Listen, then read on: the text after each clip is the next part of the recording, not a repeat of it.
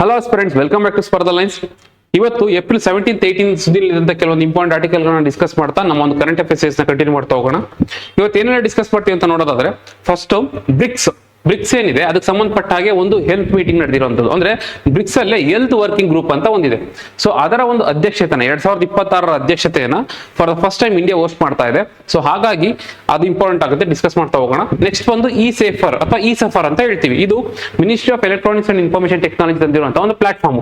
So ಏನು ತಂದಿದೆ, ಇದ್ರ ಉದ್ದೇಶ ಏನು ನೋಡ್ತಾ ಹೋಗೋಣ. ನಂತರ ಬಂದು COP31 UNFCCC ಏನಿದೆ ಅದರ ಒಂದು ಕಾನ್ಫರೆನ್ಸ್ ಆಫ್ ಪಾರ್ಟಿ 31ನೇ ಕಾನ್ಫರೆನ್ಸ್ ಆಫ್ ಪಾರ್ಟಿ ಏನಿದೆ ಅದು ಈಗ ಟರ್ಕಿನಲ್ಲಿ ನಡೀತಾ ಇದೆ. ಸೊ ಅದ್ರ ಸಂಬಂಧಪಟ್ಟಂತ ಕೆಲವೊಂದು ಅಪ್ಡೇಟ್ಸ್ ಇದೆ, ಅದನ್ನ ನೋಡ್ತಾ ಹೋಗೋಣ. ನಂತರ ಬಂದು ರೈಟ್ ಟು ವೋಟ್ ಏನಿದೆ ಇಂಡಿಯಾದಲ್ಲಿ, ಅದು ಕಾನ್ಸ್ಟಿಟ್ಯೂಷನಲ್ ರೈಟ್ಸ್ ಕೂಡ ಹೌದು, ಲೀಗಲ್ ರೈಟ್ಸ್ ಕೂಡ ಹೌದು, ಈಗ ಸೆಂಟಿಮೆಂಟಲ್ ರೈಟ್ಸ್ ಕೂಡ ಹೌದು ಅಂತ ಹೇಳಿ ಸುಪ್ರೀಂ ಕೋರ್ಟ್ ಹೇಳಿದೆ. ಸೊ ಹಾಗಾಗಿ ಇದ್ರ ಬಗ್ಗೆ ಸ್ವಲ್ಪ ಚರ್ಚೆ ಮಾಡ್ತಾ ಹೋಗೋಣ. ನಂತರ ಬಂದು ರಾಷ್ಟ್ರೀಯ ರಕ್ಷಾ ಯೂನಿವರ್ಸಿಟಿ ಡೈರೆಕ್ಟ್ ಆಗಿ ಮಿನಿಸ್ಟ್ರಿ ಆಫ್ ಹೋಮ್ ಅಫೇರ್ಸ್ ಏನ್ ಬರುತ್ತೆ ಅದ್ರ ಕೆಳಗಡೆ ಬರುವಂತಹ ಒಂದು ಇನ್ಸ್ಟಿಟ್ಯೂಷನ್ ಆಫ್ ನ್ಯಾಷನಲ್ ಇಂಪಾರ್ಟೆನ್ಸ್ ಅಂತ ಕರೀತಾರೆ. ಸೊ ಅದೀಗ ಶಿವಮೊಗ್ಗದಲ್ಲಿ ಲೊಕೇಟ್ ಆಗಿರುವಂತದ್ದು 2024 ಲೊಕೇಟ್ ಎಸ್ಟಾಬ್ಲಿಷ್ ಆದಂತಹ ಒಂದು ಯೂನಿವರ್ಸಿಟಿ. ಸೊ ಸುದ್ದಿನಲ್ಲಿ ಅದೇನು ಅಂತ ನೋಡ್ತಾ ಹೋಗೋಣ. ನಂತರ ಬಂದು ಅಂಬೇಡ್ಕರ್ ಥೀಮ್ ಪಾರ್ಕ್ ನ ಈಗ ಮೈಸೂರಲ್ಲಿ ಎಸ್ಟಾಬ್ಲಿಷ್ ಮಾಡಬೇಕು ಅಂತೇಳಿ ಡಿಸೈಡ್ ಮಾಡಿದ್ದಾರೆ. ಈಗೇನು ರೀಸೆಂಟ್ ಆಗಿ ಏಪ್ರಿಲ್ 14 ಅಂಬೇಡ್ಕರ್ ಜಯಂತಿ ಆಯಿತು. ಸೊ ಆ ಟೈಮಲ್ಲಿ ಅನೌನ್ಸ್ಮೆಂಟ್ ಮಾಡಿರುವಂತದ್ದು. ಸೊ ಹಾಗಾಗಿ ಇದನ್ನು ಸ್ವಲ್ಪ ಡಿಸ್ಕಸ್ ಮಾಡ್ತಾ ಹೋಗೋಣ, ಅಲ್ಲೇನಿದೆ ನೋಡ್ತಾ ಹೋಗೋಣ. ನಂತರ ಬಂದು ಹೀಟ್ ವೇವ್ ಕಂಡೀಷನ್ ಅಥವಾ ಉಷ್ಣಾಲಯ ಅಂತ ಏನ್ ಹೇಳ್ತೀವಲ್ಲ, ಎಸ್ಪೆಷಲಿ ಈ ವರ್ಷ ಅಂತೂ ಕರ್ನಾಟಕದಲ್ಲಿ ಇಂಪ್ಯಾಕ್ಟ್ ಜಾಸ್ತಿ ಆಗ್ತಾ ಇದೆ. ಸೊ ಹಾಗಾಗಿ ಈ ಹೀಟ್ ವೇವ್ ಅಂದ್ರೆ ಏನು, ಇದನ್ನ ಹೀಟ್ ವೇವ್ ಅಂತ ನಮ್ಗೆ ಹೇಗೆ ಗೊತ್ತಾಗುತ್ತೆ, ಯಾವ ಒಂದು ಬೇಸಿಸ್ ಮೇಲೆ ಕ್ಲಾಸಿಫಿಕೇಶನ್ ಮಾಡಿದ್ದಾರೆ, ಯಾವುದು IMD ಮಾಡಿರುವಂತದ್ದು, ಆ ಕ್ರೈಟೀರಿಯಾ ಏನು, ಇದನ್ನೆಲ್ಲ ಸ್ವಲ್ಪ ಡಿಸ್ಕಸ್ ಮಾಡ್ತಾ ಹೋಗೋಣ. ನಂತರ ಬಂದು ಕರ್ನಾಟಕ ಏನ್ ಮಾಡ್ತಾ ಇದೆ ಅಂತಂದ್ರೆ, ಈಗ PUC ಡೇಟಾ ಏನಿದೆ ಅದನ್ನ ವಾಹನ್ಗೆ ಇಂಟಿಗ್ರೇಟ್ ಮಾಡಕ್ ಕೊಟ್ಟಿದೆ. PUC ಅಂತಂದ್ರೆ ಪೊಲ್ಯೂಷನ್ ಅಂಡರ್ ಕಂಟ್ರೋಲ್ ಅಂತ ಹೇಳ್ಬಿಟ್ಟು ಏನ್ ಸರ್ಟಿಫಿಕೇಶನ್ ಕೊಡ್ತಾರಲ್ಲ, ಎಮಿಷನ್ ಸರ್ಟಿಫಿಕೇಶನ್. ಸೊ ಅದಕ್ಕೆ ಸಂಬಂಧಪಟ್ಟಂತ ಡೇಟಾನ ಸೆಂಟ್ರಲ್ ಗೌರ್ಮೆಂಟ್ ಅಲ್ಲಿ ಇರುವಂತಹ ವಾಹನ ಅಥವಾ ಪರಿವಹನ ಏನು ಪೋರ್ಟಲ್ ಇದೆ, ಅದು ಡೇಟಾ ಬೇಸ್ ಇದೆ, ಅದಕ್ಕೆ ಇಂಟಿಗ್ರೇಟ್ ಮಾಡಕ್ ಕೊಟ್ಟಿದೆ. ಸೊ ಏನು ಇದ್ರ ಉದ್ದೇಶ ಏನು, ಇದನ್ನೆಲ್ಲ ಡಿಸ್ಕಸ್ ಮಾಡ್ತಾ ಹೋಗೋಣ. ಇದ್ರ ಜೊತೆಗೆ ಇನ್ನೊಂದು ಸ್ವಲ್ಪ ಆರ್ಟಿಕಲ್ಗಳನ್ನ ತಗೊಂಡು ಮತ್ತೆ ಇದಕ್ಕೆ ಸಂಬಂಧಪಟ್ಟಂತ ಕೆಲವೊಂದು MCQಗಳನ್ನ ಸಾಲ್ವ್ ಮಾಡ್ತಾ ಕಲಿತಾ ಹೋಗೋಣ ಬನ್ನಿ. ಮೊದಲನೇ ಆರ್ಟಿಕಲ್ ನೋಡೋದಾದ್ರೆ, India chairs BRICS health meet. BRICS ಸಂಬಂಧಪಟ್ಟ ಹಾಗೆ ಒಂದು ಹೆಲ್ತ್ ಮೀಟ್ಗೆ ಈಗ ಇಂಡಿಯಾ ಅಧ್ಯಕ್ಷತೆಯನ್ನು ವಹಿಸ್ತಾ ಇದೆ. ಯಾವ್ದದು ಮೀಟ್ ಅಂತಂದ್ರೆ ಹೆಲ್ತ್ ವರ್ಕಿಂಗ್ ಗ್ರೂಪ್ ಅಂತ ಒಂದು ಗ್ರೂಪ್ ಇದೆ, ಹೆಲ್ತ್ ವರ್ಕಿಂಗ್ ಗ್ರೂಪ್ ಅಂತ. ಈಗ ಏನೊಂದು ನಾನ್ ಕಮ್ಯುನಿಕೇಬಲ್ ಡಿಸೀಸಸ್ ಆಗುತ್ತೆ, ಸೊ ಮೇಜರ್ಲಿ ಅದು, ಮತ್ತೆ ಲೈಫ್ ಸ್ಟೈಲ್ ಆಗ್ಬೋದು, ಇದಕ್ಕೆ ಸಂಬಂಧಪಟ್ಟ ಹಾಗೆ ಯಾವ ರೀತಿಯಲ್ಲಿ ಮಾಡಿಫಿಕೇಶನ್ ತರೋದು. ಫಾರ್ ಎಕ್ಸಾಂಪಲ್ ಈಗ ಪ್ಯಾಂಡಮಿಕ್ ಆಯ್ತು, ರೀಸೆಂಟ್ ಆಗಿ ಪ್ಯಾಂಡಮಿಕ್ ಆಯ್ತು. ಆ ಪ್ಯಾಂಡಮಿಕ್ಗೆ ಮುಂದೆ ಬರೋದನ್ನ ತಡೆಯೋದಕ್ಕೆ ಪ್ರಿಪೇರ್ಡ್ನೆಸ್ ಹೇಗಿರ್ಬೇಕು, ಅಥವಾ ಅರ್ಲಿ ವಾರ್ನಿಂಗ್ ಸಿಸ್ಟಮ್ ಹೇಗಿರ್ಬೇಕು, ಅಥವಾ ವ್ಯಾಕ್ಸಿನ್ ಡಿಪ್ಲೊಮೆಸಿ ಹೇಗಿರ್ಬೇಕು, ಅಥವಾ ಈ TB ಕಂಟ್ರೋಲ್ ಹೇಗೆ ಮಾಡ್ಕೋಬೇಕು, ಸೊ ಅಥವಾ ಲೈಫ್ ಸ್ಟೈಲ್ ಹೇಗಿರ್ಬೇಕು, ಈ ರೀತಿಯಾಗಿ ಸಾಕಷ್ಟು ಚರ್ಚೆಗಳಾಗಿರುವಂತಹ ಒಂದು ಹೆಲ್ತ್ ಮೀಟ್ ಆಗಿರುತ್ತೆ. ಸೊ ಇದು ನೆನ್ಪಿಟ್ಕೋಬೇಕಾಗತ್ತೆ. ಮತ್ತೆ ಬ್ರಿಕ್ಸ್ ಬಗ್ಗೆ ನಮಗೆ ಸ್ವಲ್ಪ ಬೇಸಿಕ್ಸ್ ತಿಳ್ಕೊಳ್ಳೋದು ಇಂಪಾರ್ಟೆಂಟ್ ಆಗುತ್ತೆ. ಇಲ್ಲಿ ಯಾರೆಲ್ಲ ಅಟೆಂಡ್ ಮಾಡಿದ್ರು ನಮ್ಗೆ ಆಲ್ರೆಡಿ ಗೊತ್ತಿದೆ. ಬ್ರಿಕ್ಸ್ ಫೌಂಡಿಂಗ್ ಮೆಂಬರ್ಸ್ ಯಾರು, ಬ್ರೆಜಿಲ್, ರಷ್ಯಾ, ಇಂಡಿಯಾ, ಚೈನಾ ಮತ್ತೆ ಸೌತ್ ಆಫ್ರಿಕಾ. ಸೊ ಇವುಗಳು ಬಂದು ಫೌಂಡಿಂಗ್ ಮೆಂಬರ್ಸ್ ಆಗಿರುವಂತದ್ದು. ಈಗ ಅದರ ಒಂದು ಚೇರ್ಮನ್ಶಿಪ್ ಅಥವಾ ಅದರ ಒಂದು ಮೆಂಬರ್ಶಿಪ್ ಏನಿದೆ ಅದು ಎಕ್ಸ್ಪೆಂಡ್ ಆಗಿದೆ. ಹೇಗೆ ನೆನ್ಪಿಟ್ಕೊಳ್ಳುವಂಥದ್ದು, ರೀಸೆಂಟ್ ಆಗಿ ಆಡ್ ಆಗಿರುವಂತವ್ರು ಯಾರ್ಯಾರು, ICU ಅಂತ ಹೇಳ್ತೀವಿ. ICU ಅಂತ ಹೇಳಿ ಅಂದ್ರೆ Iran, Saudi, Ethiopia, Egypt, UAE. Iran, Saudi, Ethiopia, Egypt ಮತ್ತೆ UAE. ಅದ್ರ ಜೊತೆಗೆ ಲೇಟೆಸ್ಟ್ ಆಗಿ ಆಡ್ ಆಗಿರುವಂತದ್ದು ಇಂಡೋನೇಷಿಯಾ. ಸೊ ಒಟ್ಟು 11 ಜನ ಬ್ರಿಕ್ಸ್ ಅಲ್ಲಿ ಇರುವಂತರು. ಸೊ ಅದರಲ್ಲಿ ಈಗ ಈ ಮೀಟಿಂಗ್ಗೆ 9 ಮೆಂಬರ್ಸ್ ಅಟೆಂಡ್ ಮಾಡಿರುವಂತದ್ದು. 9 ಮೆಂಬರ್ಸ್ ಅಟೆಂಡ್ ಮಾಡಿದ್ದಾರೆ. Brazil, Russia, India, China, South Africa founding members ಎಲ್ಲ ಅಟೆಂಡ್ ಮಾಡಿದ್ದಾರೆ. ಅದ್ರ ಜೊತೆಗೆ ಈಜಿಪ್ಟ್, ಇಥಿಯೋಪಿಯಾ, UAE ಮತ್ತೆ ಇಂಡೋನೇಷಿಯಾ ಅಟೆಂಡ್ ಮಾಡಿರುವಂತದ್ದು. ನಾನು ಆಲ್ರೆಡಿ ಹೇಳಿದ ರೀತಿಯಲ್ಲೇ ಇಲ್ಲಿ ಡಿಸ್ಕಷನ್ ಆಗಿರುವಂತದ್ದು ಹೇಗೆ ಅಂತಂದ್ರೆ, ಡಿಜಿಟಲ್ ಹೆಲ್ತ್ ಆಗ್ಬೋದು, ಡಿಸೀಸ್ ಕಂಟ್ರೋಲ್ ಆಗ್ಬೋದು, ಎಸ್ಪೆಷಲಿ ಮೇಜರ್ಲಿ ಒಂದು ನಾನ್ ಕಮ್ಯುನಿಕೇಬಲ್ ಡಿಸೀಸ್ ನ ಹೇಗೆ ಕಂಟ್ರೋಲ್ ಮಾಡುವಂಥದ್ದು, ಅದಾಗುವಂಥದ್ದಾಗ್ಬೋದು. ನೆಕ್ಸ್ಟ್ ಇಲ್ಲಿ ನೋಡ್ಬೋದು ಹೆಲ್ತಿ ಲೈಫ್ ಸ್ಟೈಲ್ ಮಿಷನ್ಸ್, ಏನಕ್ಕೆ ನಾನ್ ಕಮ್ಯುನಿಕೇಬಲ್ ಡಿಸೀಸ್ ನ ಕಂಟ್ರೋಲ್ ಮಾಡೋದಕ್ಕೆ. ಮತ್ತೆ mental health programme promotion, mental health ಬಗ್ಗೆ ಅದು ಹೇಗೆ ಒಂದು ಎಕ್ಸ್ಟ್ರಾ ಒಂದು ಕೇರ್ ಅನ್ನು ತಗೊಳ್ಳುವಂಥದ್ದು. ಸೊ ಅದ್ರ ಬಗ್ಗೆ ಡಿಸ್ಕಸ್ ಮಾಡುವಂಥದ್ದಾಗ್ಬೋದು. TB ಇಂಡಿಯಾನ TB ಕ್ಯಾಪಿಟಲ್ ಅಂತಾನೆ ಕರೀತಾರೆ. ಸೊ ಹಾಗಾಗಿ ಎಸ್ಪೆಷಲಿ ಡೆವಲಪಿಂಗ್ ಕಂಟ್ರೀಸ್ ಗಳಿರುವಂತಹ ಜಾಗ ಇದು ಬ್ರಿಕ್ಸ್, ಅಲ್ಲಿ ಜಾಸ್ತಿ ಇದೆ. ಸೊ ಅದನ್ನ ಕಂಟ್ರೋಲ್ ಮಾಡೋದಕ್ಕೆ ಒಂದು ನೆಟ್ವರ್ಕ್ ನ ಬಿಲ್ಡ್ ಮಾಡುವಂತದ್ದಾಗ್ಬೋದು. ಅರ್ಲಿ ವಾರ್ನಿಂಗ್ ಸಿಸ್ಟಮ್, ನಾನು ಹೇಳಿದ್ನಲ್ಲ ಈಗ ಪ್ಯಾಂಡಮಿಕ್ ಏನ್ ಬರೋದು, ಅಪ್ಕಮಿಂಗ್ ಪ್ಯಾಂಡಮಿಕ್ಸ್ ಯಾವ್ದನ್ನ ಆಗ್ತಾ ಇದೆ ಅಂತಂದ್ರೆ ಅದನ್ನ ಹ್ಯಾಂಡಲ್ ಮಾಡೋದಕ್ಕೆ ಅರ್ಲಿ ವಾರ್ನಿಂಗ್ ಸಿಸ್ಟಮ್ ಹೇಗೆ ತರುವಂತದ್ದು. ಸೊ ಈ ರೀತಿಯಲ್ಲಿ ಸಾಕಷ್ಟು ವಿಚಾರಗಳು ಡಿಸ್ಕಷನ್ ಆಗಿದೆ. ಸೊ ನೆನ್ಪಿಟ್ಕೋಬೇಕು, 2026 ಮೀಟ್ ಈಗ ಇಂಡಿಯಾ ಹೋಸ್ಟ್ ಮಾಡೋರು. ಮತ್ತೆ ಇದಕ್ಕೊಂದು ಥೀಮ್ ಬೇರೆ ಇಟ್ಕೊಂಡಿದ್ದಾರೆ. ಥೀಮ್ ಬಂದು ಬ್ರಿಕ್ಸ್ ಅನ್ನೋ ರೀತಿಯಲ್ಲಿ ಇದೆ. ಬ್ರಿಕ್ಸ್ ಅನ್ನೋ ರೀತಿಯಲ್ಲೇ ಥೀಮ್ ಇಟ್ಕೊಂಡಿರುವಂಥದ್ದು. ಬ್ರಿಕ್ಸ್ ಅಂತಂದ್ರೆ building resilience, innovation, cooperation and sustainability. ಏನೇನ್ ಮಾಡ್ತಾ ಇದಾರಂತೆ, ಬಿಲ್ಡಿಂಗ್ ರೆಸಿಲಿಯನ್ಸ್, ಇನೋವೇಷನ್, ಕೋಆಪರೇಷನ್ ಮತ್ತೆ ಸಸ್ಟೈನಬಿಲಿಟಿ ಅನ್ನೋ ಒಂದು ಥೀಮ್ ಈ ಥೀಮ್ ಮೇಲೆ ಈ ಮೀಟಿಂಗ್ ನ ಕನ್ಕ್ಲೂಡ್ ಮಾಡಿರುವಂತದ್ದು ವೆರಿ ಇಂಪಾರ್ಟೆಂಟ್, ನೋಟ್ ಮಾಡಿ ಇಟ್ಕೋಬೇಕಾಗುತ್ತೆ. ಪ್ರಶ್ನೆ ಯಾವ ರೀತಿ ಬರುತ್ತೆ, 2026 ಬ್ರಿಕ್ಸ್ ಆರೋಗ್ಯ ಕಾರ್ಯಕಾರಿ ಗುಂಪಿನ ಸಭೆಗೆ ಸಂಬಂಧಿಸಿದಂತೆ ಈ ಕೆಳಗಿನ ಹೇಳಿಕೆಗಳನ್ನು ಪರಿಗಣಿಸಿ. 2026 ಮೊದಲ ಬ್ರಿಕ್ಸ್ ಆರೋಗ್ಯ ಕಾರ್ಯಕಾರಿ ಗುಂಪಿನ ಸಭೆಯ ಅಧ್ಯಕ್ಷತೆಯನ್ನು ಭಾರತ ವಹಿಸಿತ್ತು. ಈಗ ಇಂಡಿಯಾನೇ ವಹಿಸಿ ಮಾಡ್ತಾ ಇರುವಂತದ್ದು, ಸೊ ಹಾಗಾಗಿ ಕರೆಕ್ಟ್ ಆಗಿದೆ.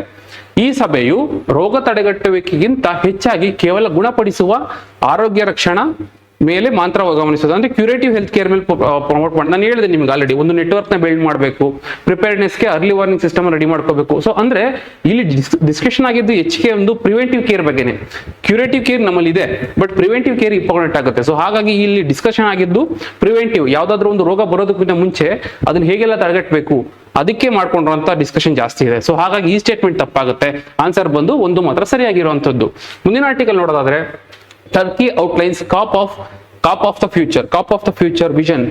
ಈಗ ಏನ್ ಮಾಡಿದೆ ಅಂತಂದ್ರೆ, ಕಾನ್ಫರೆನ್ಸ್ ಆಫ್ ಪಾರ್ಟಿ 31 ಯಾವ್ದಕ್ಕೆ ಸಂಬಂಧಪಟ್ಟ ಹಾಗೆ, UNFCCC United nation framework on convention on climate change ಅಂತ ಹೇಳ್ಬಿಟ್ಟು, ಕ್ಲೈಮೇಟ್ ಚೇಂಜ್ ಸಂಬಂಧಪಟ್ಟ ಹಾಗೆ 31ನೇ ಒಂದು ಸಮ್ಮೇಳನ ಅಥವಾ ಕಾನ್ಫರೆನ್ಸ್ ಆಫ್ ಪಾರ್ಟಿ ಈಗ ನಡೀತಾ ಇರುವಂತದ್ದು ಟರ್ಕಿನಲ್ಲಿ ನಡೀತಾ ಇದೆ.